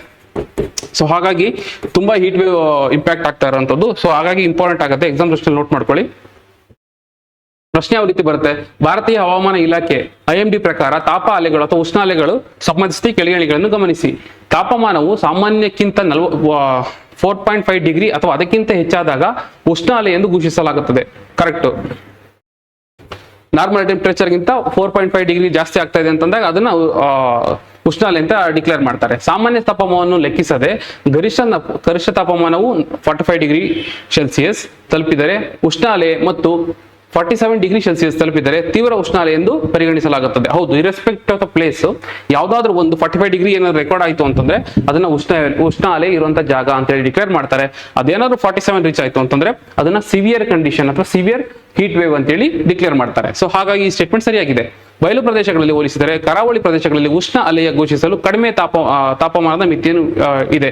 ನಾನು ಹೇಳಿದೆ, ಈಗ ಪ್ಲೇನ್ ಅಂತ ಬಂದಾಗ 40 ಡಿಗ್ರಿ ಏನಾದ್ರು ಕ್ರಾಸ್ ಆಯ್ತು ಅಂತಂದ್ರೆ 40 ಡಿಗ್ರಿ ಕ್ರಾಸ್ ಆಗ್ತಾ ಇದೆ, ಜಾಸ್ತಿ ಆಗ್ತಾ ಇದೆ ಅಂತಂದಾಗ ಅದನ್ನ ಹೀಟ್ ವೇವ್ ಅಂತ ಡಿಕ್ಲೇರ್ ಮಾಡ್ತಾರೆ. ಅದೇ ಕೋಸ್ಟಲ್ ಅಂತ ಬಂದಾಗ 37 ಡಿಗ್ರಿಗೆ ಕ್ರಾಸ್ ಆಗ್ತಾ ಇದೆ ಅಥವಾ ಅದಕ್ಕಿಂತ ಜಾಸ್ತಿ ಬರ್ತಾ ಇದೆ ಅಂತಂದಾಗ ಹೀಟ್ ವೇವ್ ಅಂತ ಡಿಕ್ಲೇರ್ ಮಾಡ್ತಾರೆ. ಸೊ ಹಾಗಾಗಿ ಕಡಿಮೆ ಇದೆ, ಇಟ್ಟಿರುವಂತ ಕ್ರೈಟೀರಿಯಾ ಕೋಸ್ಟಲ್ಗೆ ಕಡಿಮೆ ಇದೆ. ಸೊ ಹಾಗಾಗಿ ಈ ಸ್ಟೇಟ್ಮೆಂಟ್ ಕೂಡ ಸರಿಯಾಗಿದೆ. ಆನ್ಸರ್ ಬಂದು 1, 2, 3 ಸರಿಯಾಗಿದೆ. ಮುಂದಿನ ಆರ್ಟಿಕಲ್ ನೋಡೋದ್ರೆ Rashtriya Raksha university in Shivamogga offers undergraduate and post graduate courses. ಏನ್ ಮಾಡಿದೆ ಅಂತಂದ್ರೆ ಈಗ ಅಲ್ಲಿ ಅಡ್ಮಿಷನ್ ಸ್ಟಾರ್ಟ್ ಆಗ್ತಾ ಇರೋಂಥದ್ದು. ಯಾಕೆ ಅಂತಂದ್ರೆ ಇದು ಬಂದು ಇನ್ಸ್ಟಿಟ್ಯೂಟ್ ಆಫ್ ನ್ಯಾಷನಲ್ ಇಂಪಾರ್ಟೆನ್ಸ್ ಅಂತ ಕರೀತಾರೆ. ಇನ್ಸ್ಟಿಟ್ಯೂಟ್ ಆಫ್ ನ್ಯಾಷನಲ್ ಇಂಪಾರ್ಟೆನ್ಸ್ ಅಂತ ಯಾರು ಹೇಳ್ತಿರೋಂಥದ್ದು? ಮಿನಿಸ್ಟ್ರಿ ಆಫ್ ಹೋಮ್ ಅಫೇರ್ಸ್ ಹೇಳ್ತಾ ಇರೋಂಥದ್ದು. ಮಿನಿಸ್ಟ್ರಿ ಆಫ್ ಹೋಮ್ ಅಫೇರ್ಸ್ ಹೇಳ್ತಾ ಇರೋಂಥದ್ದು. ಈ ministry of home affairs under ಅಲ್ಲಿ ಈ ಒಂದು ರಾಷ್ಟ್ರೀಯ ರಕ್ಷಾ ಯೂನಿವರ್ಸಿಟಿ ಡಿಫೆನ್ಸ್ ಸಂಬಂಧಪಟ್ಟ ಆಗ್ಬೋದು, ಇಂಟರ್ನಲ್ ಸೆಕ್ಯೂರಿಟಿಗೆ ಆಗ್ಬೋದು, ಪೊಲೀಸಿಂಗ್ ಆಗ್ಬೋದು. ಸೊ ಈ ರೀತಿಯಾಗಿ ಸಾಕಷ್ಟು ನೀಡ್ ಏನಿರುತ್ತೆ ಆ ಒಂದು ರಕ್ಷಣೆಗೆ ಅಂತಾನೆ ಕೋರ್ಸಸ್ಗಳನ್ನ ಕೊಡ್ತಾರೆ. ಸೊ ಅಲ್ಲಿಂದ ಅವರು ಡೈರೆಕ್ಟ್ ಆಗಿ ರೆಕ್ರೂಟ್ ಮಾಡ್ಕೊಳ್ತಾ ಹೋಗ್ತಾರೆ. Ministry of home affairs under ಅಲ್ಲಿ ಡೈರೆಕ್ಟ್ ಆಗಿ ವರ್ಕ್ ಮಾಡುವಂತ ಇನ್ಸ್ಟಿಟ್ಯೂಷನ್ ಇದು ರಾಷ್ಟ್ರೀಯ ರಕ್ಷಾ ಯೂನಿವರ್ಸಿಟಿ. ಇಲ್ಲಿ ಲೊಕೇಟ್ ಆಗಿರುವಂತದ್ದು ಶಿವಮೊಗ್ಗದಲ್ಲಿ. ಈಗ ಅದಕ್ಕೆ ಕೋರ್ಸಸ್ಗಳನ್ನ ಆಫರ್ ಮಾಡೋದಕ್ಕೆ ಅಡ್ಮಿಷನ್ ಸ್ಟಾರ್ಟ್ ಆಗಿದೆ. ಸೊ ಹಾಗಾಗಿ ಸುದ್ದಿನಲ್ಲಿ ಇರುವಂತದ್ದು ಏನೇನು ಹೇಳ್ಕೊಡ್ತಾರೆ ಇಲ್ಲಿ ಅಂತಂದ್ರೆ ನಾನೆಲ್ಲ ಹೇಳಿದೆ, ಮಿನಿಸ್ಟ್ರಿ ಆಫ್ ಹೋಮ್ ಅಫೇರ್ಸ್ ಕಡೆ ಡೈರೆಕ್ಟ್ ಆಗಿ ಇನ್ಸ್ಟಿಟ್ಯೂಷನ್ ಆಫ್ ನ್ಯಾಷನಲ್ ಇಂಪಾರ್ಟೆನ್ಸ್ ಅಂತ ಹೇಳಿ ಡಿಕ್ಲೇರ್ ಮಾಡಿರುವಂತದ್ದು 2023 ಕ್ಯಾಂಪಸ್ ಎಸ್ಟಾಬ್ಲಿಷ್ ಆಗಿದೆ. ಇಲ್ಲಿ ನ್ಯಾಷನಲ್ ಸೆಕ್ಯೂರಿಟಿ ಆಗ್ಬೋದು, ಪೊಲೀಸಿಂಗ್ ಆಗ್ಬೋದು, ಕ್ರಿಮಿನಾಲಜಿ ಆಗ್ಬೋದು, ಫಾರೆನ್ಸಿಕ್ ಸೈನ್ಸ್ ಆಗ್ಬೋದು, ಮತ್ತೆ ಅಪ್ಲೈಡ್ ಸೈಕಾಲಜಿ ಆಗ್ಬೋದು, ಇದನ್ನೆಲ್ಲಾನು ಕಲ್ಸ್ಕೊಡ್ತಾ ಹೋಗ್ತಾರೆ. ಕಂಪ್ಲೀಟ್ಲಿ ಇದು ಸೆಕ್ಯೂರಿಟಿ ಪರ್ಪಸ್ಗೆ ಅಂತ ಮಾಡ್ಕೊಂಡಿರುವಂತದ್ದಾಗಿದೆ. ಈಗ ಸದ್ಯಕ್ಕೆ ಇಲ್ಲಿ UG ಮತ್ತೆ PG ಅಂಡರ್ ಗ್ರಾಜುಯೇಷನ್ ಮತ್ತೆ ಪೋಸ್ಟ್ ಗ್ರಾಜುಯೇಷನ್ಗೆ ಈಗ ಅಡ್ಮಿಷನ್ಸ್ ಓಪನ್ ಆಗಿರುವಂತದ್ದು. ಸೊ ಹಾಗಾಗಿ ಸುದ್ದಿನಲ್ಲಿದೆ. ಕರ್ನಾಟಕದಲ್ಲಿ ಇರೋದ್ರಿಂದ ವೆರಿ ಇಂಪಾರ್ಟೆಂಟ್ ಆಗುತ್ತೆ. ಕೇಳ್ತಾರೆ ಲೊಕೇಶನ್ ಶಿವಮೊಗ್ಗ. ಇಲ್ಲಿ ಏನಂತಂದ್ರೆ 60% ಥಿಯರಿ ಹೇಳ್ಕೊಡ್ತಾರೆ, 40% ಅಲ್ಲಿ ನಿಮ್ಗೆ ಪ್ರಾಕ್ಟಿಕಲಿ ಕಲಿಸ್ತಾ ಹೋಗ್ತಾರೆ. ಟ್ರೈನಿಂಗ್ ಕೊಡೋದ್ರ ಮೂಲಕ ಫೀಲ್ಡ್ ಟ್ರೈನಿಂಗ್ ಆಗ್ಬೋದು, ಇಕ್ವಿಪ್ಮೆಂಟ್ ಸಿಮ್ಯುಲೇಷನ್ ಆಗ್ಬೋದು. ಸೊ ಈ ರೀತಿಯಲ್ಲಿ ಕಲಿಸ್ತಾ ಹೋಗ್ತಾರೆ. ನೆನ್ಪಿಟ್ಕೋಬೇಕಾಗತ್ತೆ, ರಾಷ್ಟ್ರೀಯ ರಕ್ಷಾ ಯೂನಿವರ್ಸಿಟಿ ಲೊಕೇಟ್ ಆಗಿರೋದು ಎಲ್ಲಿ? ಶಿವಮೊಗ್ಗ. ಪ್ರಶ್ನೆ ಯಾವ ರೀತಿ ಬರುತ್ತೆ, ರಾಷ್ಟ್ರೀಯ ರಕ್ಷಾ ವಿಶ್ವವಿದ್ಯಾಲಯಕ್ಕೆ ಸಂಬಂಧಿಸಿದ ಈ ಕೆಳಗಿನ ಹೇಳಿಕೆಗಳನ್ನು ಗಮನಿಸಿ. ಇದು ರಕ್ಷಣಾ ಸಚಿವಾಲಯದ ಅಡಿಯಲ್ಲಿ ಬರುವ ರಾಷ್ಟ್ರೀಯ ಪ್ರಾಮುಖ್ಯತೆಯ ಸಂಸ್ಥೆಯಾಗಿದೆ. ಹೌದು, ಇದೊಂದು institute of national importance institute of national importance ಇರುವಂತದ್ದು. ಡೈರೆಕ್ಟ್ ಆಗಿ ಇದು ಮಿನಿಸ್ಟ್ರಿ ಆಫ್ ಹೋಮ್ ಅಫೇರ್ಸ್ ಕಡೆ ಬರುತ್ತೆ. ಬಟ್ ರಕ್ಷಣಾ ಸಚಿವಾಲಯ ಅಲ್ಲ, ರಕ್ಷಣಾ ಸಚಿವಾಲಯ ಅಲ್ಲ, ಇದು ಬರುವಂತದ್ದು ministry of home affairs. So ಹಾಗಾಗಿ ತಪ್ಪಾಗುತ್ತೆ, ಹುಷಾರಾಗಿರ್ಬೇಕಾಗತ್ತೆ. ಇದಕ್ಕೆ ಬರುವಂತದ್ದು ಮಿನಿಸ್ಟ್ರಿ ಆಫ್ ಹೋಮ್ ಅಫೇರ್ಸ್, ರಕ್ಷಣಾ ಸಚಿವಾಲಯ ಅಲ್ಲ. ಈ ಸ್ಟೇಟ್ಮೆಂಟ್ ತಪ್ಪಾಗಿದೆ, ಮಿನಿಸ್ಟ್ರಿ ಆಫ್ ಡಿಫೆನ್ಸ್ ಅಲ್ಲ. ಎರಡನೇದು ಬಂದು ಇದರ ಶಿವಮೊಗ್ಗ ಆವರಣ ಅಥವಾ ಕ್ಯಾಂಪಸ್ ಭದ್ರತೆ, ಪೊಲೀಸಿಂಗ್ ಮತ್ತು ವಿಧಿವಿಜ್ಞಾನ, ಫಾರೆನ್ಸಿಕ್ ಸೈನ್ಸ್ ಅಂತ ಏನ್ ಹೇಳ್ತೀವಿ ಆ ವಿಷಯಗಳ ಮೇಲೆ ಕೇಂದ್ರೀಕರಿಸುತ್ತದೆ. ಕರೆಕ್ಟ್, ಇದನ್ನೇ ಕಲಿಸುವಂತದ್ದು. ಈ ಪಠ್ಯಕ್ರಮವು ಸೈದ್ಧಾಂತಿಕ ಅಂದ್ರೆ ಥಿಯರಿ ಪಾರ್ಟ್ ಮತ್ತು ಪ್ರಾಯೋಗಿಕ ಅಂದ್ರೆ ಪ್ರಾಕ್ಟಿಕಲ್ ಪಾರ್ಟ್ಗಳನ್ನ ಕ್ಷೇತ್ರದ ಅನುಭವವನ್ನು ಒಳಗೊಂಡಿದೆ. ಎರಡು ಇರುವಂತದ್ದು. 60% ಥಿಯರಿ ಹೇಳ್ಕೊಟ್ರೆ 40% ಆ ಒಂದು ಪ್ರಾಕ್ಟಿಕಲ್ ನಾಲೆಡ್ಜ್ ನ ಕಲ್ಸ್ಕೊಡ್ತಾರೆ ಅಲ್ಲಿ. ಸೊ ಹಾಗಾಗಿ ಈ ಸ್ಟೇಟ್ಮೆಂಟ್ ಕೂಡ ಸರಿಯಾಗಿದೆ. ಆನ್ಸರ್ ಬಂದು 2 ಮತ್ತು 3 ಮಾತ್ರ. ಇದು ಹುಷಾರಾಗಿರಬೇಕು. ಇದು ಡಿಫೆನ್ಸ್ ಮಿನಿಸ್ಟ್ರಿ ಕಡೆ ಬರಲ್ಲ, ಹೋಮ್ ಮಿನಿಸ್ಟ್ರಿ ಕಡೆ ಬರುವಂತದ್ದು. ಮುಂದಿನ ಆರ್ಟಿಕಲ್ ನೋಡಿದ್ರೆ Karnataka begins linking PUC data with Vahan. PUC data with Vahan. Vahan ಅಂತಂದ್ರೆ ಇದು ಬಂದು ministry of road transport and highways. Ministry of road transport and highways ಏನಿದೆಯಲ್ಲ ಸೆಂಟ್ರಲ್ ಗವರ್ಮೆಂಟ್ ಅಲ್ಲಿ. ಸೊ ಅಲ್ಲಿರುವಂತಹ ಒಂದು ಡೇಟಾ ಬೇಸ್ ಆಗಿದೆ. ಇಲ್ಲಿ ಏನ್ ಮಾಡ್ತಾರೆ ಅಂತಂದ್ರೆ ಯಾವ್ದಾದ್ರು ಗಾಡಿಗಳು ರಿಜಿಸ್ಟ್ರೇಷನ್ ಆಗಿರುತ್ತಲ್ಲ ಅದ್ರ ರಿಜಿಸ್ಟರ್ ನಂಬರು, ಟ್ಯಾಕ್ಸ್ ಅಥವಾ ಅದ್ರ ಓನರ್ಶಿಪ್ ಆಗ್ಬೋದು, ಬೇರೆ ಬೇರೆ ಇನ್ಫಾರ್ಮೇಶನ್ಗಳನ್ನ ಸ್ಟೋರ್ ಮಾಡಿರ್ತಾರೆ. ಅಂದ್ರೆ ಇದು ಇರುವಂತದ್ದು ಯೂನಿಯನ್ ಗವರ್ಮೆಂಟ್ ಅಂಡರ್ ಅಲ್ಲಿ. ಬಟ್ ಪ್ರಾಬ್ಲಮ್ ಏನಾಗುತ್ತೆ ಅಂತಂದಾಗ ಕೆಲವೊಂದು ಟೈಮಲ್ಲಿ ಇಂಟರ್ಸ್ಟೇಟ್ ರೀತಿಯಲ್ಲಿ ವೆಹಿಕಲ್ಗಳು ಹೋದಾಗ ಅಥವಾ ಕರ್ನಾಟಕದಿಂದನೇ ಬಿಟ್ಟು ಬೇರೆ ಸ್ಟೇಟ್ಗಳು ಹೋದಾಗ ಸೊ ಅಲ್ಲಿ ನಮ್ದು ಈ ಒಂದು ವೆಹಿಕಲ್ಗಳೇನಿದೆಯಲ್ಲ ಸೊ ಅದು PUC ಇದೆಯಾ. PUC ಅಂತಂದ್ರೆ ಪೊಲ್ಯೂಷನ್ ಅಂಡರ್ ಕಂಟ್ರೋಲ್ ಅಂತ. PUC ಅಂಡರ್ ಕಂಟ್ರೋಲ್ ಅಂತ ಹೇಳ್ತೀವಿ, ಸಾರಿ ಪೊಲ್ಯೂಷನ್ ಅಂಡರ್ ಕಂಟ್ರೋಲ್ ಅಂತ ಕರಿತೀವಿ. ಈ ಎಮಿಷನ್ ಟೆಸ್ಟ್ ಅಂತ ಏನ್ ಹೇಳ್ತೀವಲ್ಲ ಎಮಿಷನ್ ಟೆಸ್ಟ್. ಸೊ ಅದನ್ನು ಪಾಸ್ ಆಗಿದ್ಯಾ, ಅದು ಕಂಟ್ರೋಲ್ ಇದೆಯಾ. ಈಗ ಫಾರ್ ಎಕ್ಸಾಂಪಲ್ ಕಾರ್ಬನ್ ಡೈಆಕ್ಸೈಡ್ ಆಗ್ಬೋದು, ಮಾನಾಕ್ಸೈಡ್ ಆಗ್ಬೋದು, ನೈಟ್ರಸ್ ಆಕ್ಸೈಡ್ ಆಗ್ಬೋದು. ಸೊ ಇದನ್ನೆಲ್ಲ ಒಂದು ಲಿಮಿಟೇಷನ್ ಇಟ್ಕೊಂಡಿದ್ಯಾ ಅದು ಎಮಿಷನ್ ಮಾಡೋ ಟೈಮಲ್ಲಿ. ಸೊ ಈ ಡೇಟಾ ಬಂದು ಕರ್ನಾಟಕದಲ್ಲಿ ಇರುವಂತದ್ದು. ಸೊ ಈಗೇನಾಗ್ತಾ ಇದೆ ಅಂತಂದ್ರೆ ಈ ಒಂದು ಡೇಟಾದಲ್ಲಿ, ಈ ಒಂದು ಡೇಟಾಬೇಸ್ ಅಲ್ಲಿ, ವಾಹನ ಡೇಟಾಬೇಸ್ ಅಲ್ಲಿ ಈ ಎಮಿಷನ್ ಸಂಬಂಧಪಟ್ಟಂತ ವಿಚಾರಗಳು ಇರಲ್ಲ. ಸೊ ಅವಾಗ ಏನ್ ಮಾಡ್ತಾರೆ ಅಂತಂದ್ರೆ, ಇದಿಲ್ಲದೆ ಇರೋದಕ್ಕೆ ನೀವು ಎಮಿಷನ್ ಟೆಸ್ಟ್ ಮಾಡಿಸಿಲ್ಲ, ಈ PUC ಬಗ್ಗೆ ನಿಮಗೆ ಸರ್ಟಿಫಿಕೇಟ್ ಇಲ್ಲ, ಪೊಲ್ಯೂಷನ್ ಅಂಡರ್ ಕಂಟ್ರೋಲ್ ಅನ್ನೋ ಸರ್ಟಿಫಿಕೇಟ್ ನಿಮ್ಮ ಹತ್ರ ಇಲ್ಲ ಅಂತ ಹೇಳ್ಬಿಟ್ಟು ಏನ್ ಮಾಡ್ತಾ ಇದಾರೆ ಅಂತಂದ್ರೆ ಹೊರ ರಾಜ್ಯಗಳಲ್ಲಿ ದಂಡ ಹಾಕ್ತಾರೆ. ಹೊರ ರಾಜ್ಯಗಳಲ್ಲಿ ದಂಡ ಹಾಕ್ತಾರೆ. ನೀವು ನೋಡ್ಬೋದಾಗಿರುತ್ತೆ motor vehicle act 1988, motor vehicle act 1988 under ಅಲ್ಲಿ ಸುಮಾರು 10,000ವರೆಗೂ ದಂಡ ಹಾಕುವಂತ ಅವಕಾಶ ಇರುತ್ತೆ. ಸೊ ಈ ರೀತಿನಲ್ಲಿ ದಂಡ ಹಾಕ್ತಾ ಹೋಗ್ತಾರೆ. ಸೊ ಇದನ್ನ ತಪ್ಪಿಸ್ಬೇಕು ಅಂತ ಏನ್ ಮಾಡ್ತಾ ಇದೆ ಅಂತಂದ್ರೆ ಕರ್ನಾಟಕ ಸರ್ಕಾರ ಈ ಪೊಲ್ಯೂಷನ್ ಅಂಡರ್ ಕಂಟ್ರೋಲ್ ಏನಿದೆಯಲ್ಲ, ಸೊ ಆ ಡೇಟಾಬೇಸ್ ನ ಈಗ ವಾಹನ್ ಜೊತೆ ಲಿಂಕ್ ಮಾಡ್ತಾ ಇದೆ. ಸೊ ದಟ್ ಅವಾಗ ಏನಾಗುತ್ತೆ ಅಂತಂದ್ರೆ ಅನ್ನೆಸೆಸರಿ ಫೈನ್ ಬೀಳುವಂತದನ್ನ ತಪ್ಪಿಸಬಹುದಾಗಿರುತ್ತೆ. ಸೊ ಈ ಉದ್ದೇಶದಿಂದ ತರ್ತಾ ಇರುವಂತದ್ದು ನೆನ್ಪಿಟ್ಕೋಬೇಕಾಗತ್ತೆ. PUC ಮತ್ತೆ ವಾಹನ್ ಈಗ ಇಂಟಿಗ್ರೇಟ್ ಮಾಡ್ತಾ ಇದ್ದಾರೆ. ಸೊ ಪ್ರಶ್ನೆ ಯಾವ ರೀತಿ ಬರುತ್ತೆ ಮತ್ತೆ PUC ವಾಹನ ಏಕೀಕರಣಕ್ಕೆ ಸಂಬಂಧಿಸಿದಂತೆ ಈ ಕೆಳಗಿನಗಳನ್ನು ಗಮನಿಸಿ. ವಾಹನ ಎಂಬುದು ರಸ್ತೆ ಸಾರಿಗೆ ಮತ್ತು ಹೆದ್ದಾರಿ ಸಚಿವಾಲಯವು ನಿರ್ವಹಿಸುವ ಒಂದು ಕೇಂದ್ರೀಕೃತ ಡೇಟಾಬೇಸ್ ಆಗಿದೆ. ಹೌದು, ವಾಹನ is the centralise database managed by ministry of road transport and highways. Ministry of road transport ಮತ್ತು ಹೈವೇಸ್ ಏನಿದೆ, ಸೊ ಅವ್ರು ಮೇಂಟೈನ್ ಮಾಡುವಂತಹ ಒಂದು ಡೇಟಾಬೇಸ್ ವಾಹನ ಅಥವಾ ಪರಿವಾಹನ. PUC ಪ್ರಮಾಣ ಪತ್ರವು ಕಾರ್ಬನ್ ಮೊನಾಕ್ಸೈಡ್, ಸಾರಜನಕದ ಆಕ್ಸೈಡ್ಗಳಂತಹ ಮಾಲಿನ್ಯಕಾರಕ ಹೊರಸೂಸುವಿಕೆಯ ಮಾನದಂಡಗಳ ಅನುಸರಣೆಯನ್ನು ಖಚಿತಪಡಿಸುತ್ತೆ. ಹೌದು, ಒಂದು ಲಿಮಿಟ್ ಅಲ್ಲಿ ಇದೆ ಅಂತೇಳಿ ಎನ್ಶೋರ್ ಮಾಡೋದಕ್ಕೆ ಕೊಡುವಂಥದ್ದೇ PUC certificate, pollution under control certificate. So ಇದು ಸರಿಯಾಗಿದೆ. ಮೂರನೇದು ಬಂದು ಮೋಟಾರು ವಾಹನಗಳ ಕಾಯ್ದೆ 1988, ಮೋಟಾರ್ ವೆಹಿಕಲ್ ಆಕ್ಟ್ 1988 ಅಡಿಯಲ್ಲಿ ಮಾನ್ಯವಾದ PUC ಪತ್ರವಿಲ್ಲದಿದ್ದರೆ ವಾಹನಗಳಿಗೆ 10,000ವರೆಗೂ ದಂಡ ವಿಧಿಸ್ತಾರೆ. ಹೌದು, ಸೊ ಹಾಗಾಗಿ ಆ ಸರ್ಟಿಫಿಕೇಟ್ ಇರುವಂತದ್ದು ಇಂಪಾರ್ಟೆಂಟ್ ಆಗುತ್ತೆ. ಅದನ್ನ ಎನ್ಶೋರ್ ಮಾಡ್ಕೊಳ್ಳೋದಕ್ಕೆ ಆ PUC ಸರ್ಟಿಫಿಕೇಟ್ ನ ಅಥವಾ PUC ಡೇಟಾಬೇಸ್ ನ ವಾಹನ ಜೊತೆ ಇಂಟಿಗ್ರೇಟ್ ಮಾಡ್ತಾ ಇದ್ದಾರೆ. ಈ ಸ್ಟೇಟ್ಮೆಂಟ್ ಕೂಡ ಸರಿಯಾಗಿದೆ. ಆನ್ಸರ್ ಬಂದು 1, 2, 3 ಸರಿಯಾಗಿದೆ. ಸೊ ಇಷ್ಟು ಆರ್ಟಿಕಲ್ಗಳ ಜೊತೆ ಈ ಒಂದು ಸೆಷನ್ ಮುಗಿಸೋಣ. ಮುಂದೆ ಇನ್ನೊಂದಷ್ಟು ಆರ್ಟಿಕಲ್ಗಳನ್ನ ನಾವು ಡಿಸ್ಕಸ್ ಮಾಡ್ತಾ ಹೋಗೋಣ. Thank you.